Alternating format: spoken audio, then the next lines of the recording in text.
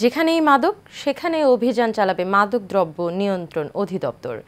মাদক চোরা কারবারিদের নেটওয়ার্ক উপড়ে ফেলা হবে, এমনকি অধিদপ্তরের কেউ অবৈধ মাদকের সাথে যুক্ত থাকলেও তাদেরকে ছাড় দেওয়া হবে না। এশিয়ান টেলিভিশনের সঙ্গে একান্ত সাক্ষাৎকারে এসব কথা বলেছেন মাদকদ্রব্য নিয়ন্ত্রণ অধিদপ্তরের মহাপরিচালক খন্দকার মুস্তাফিজুর রহমান। সাইফুল আলম নয়নের রিপোর্ট। মাদক নিয়ন্ত্রণ অধিদপ্তর সমাজ থেকে মাদক নিয়ন্ত্রণের কাজ করলেও কিছুটা হলেও বিতর্ক রয়েছে প্রতিষ্ঠানটির গুটি কয়েক কর্মকর্তা কর্মচারীর কর্মকাণ্ডে। তবে 31st নাইটে বেশ কয়েকটি 5 তারকা হোটেলে অবৈধ মাদক বিরোধী অভিযানের পাশাপাশি প্রতিদিনই মাদক উদ্ধারে সফল অভিযানে আলোচনায় প্রতিষ্ঠানটি। আমাদের অস্ত্র সংগ্রহ ব্যবহার নীতিমালাটি চূড়ান্ত হয় এবং সর্বশেষে এটি গেজেট আকারে প্রকাশিত হয়।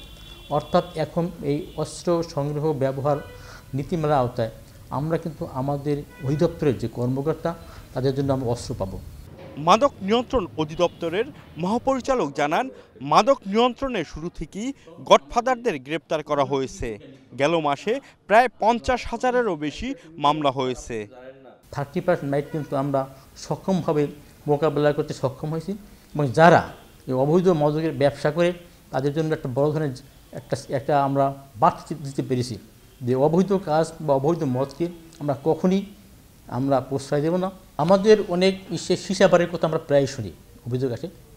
আমরা বেশ কয়েকটি সীসাবারে অভিযান চালিয়েছি এবং এই চ্যালেঞ্জ মোকাবেলা করার জন্য আমরা বেশ কিন্তু পরিকল্পনা হাতে নিয়েছি। অধিদপ্তরে কারো বিরুদ্ধে মাদকের সাথে জড়িত থাকার প্রমাণ মিললে কঠোর ব্যবস্থা নেওয়া হবে বলেও জানান মহাপরিচালক।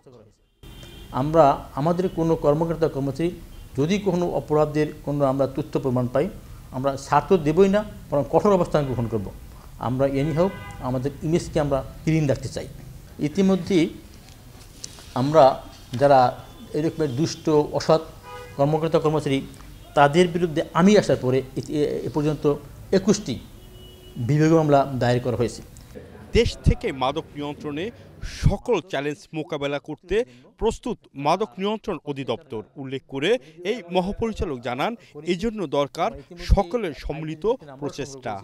আমরা এই 5D'র নাম্বার দিয়ে একটা কল সেন্টার আমরা চালু করব শীঘ্রই। সাইফুল ইসলাম নয়ন, এশিয়ান টেলিভিশন, ঢাকা।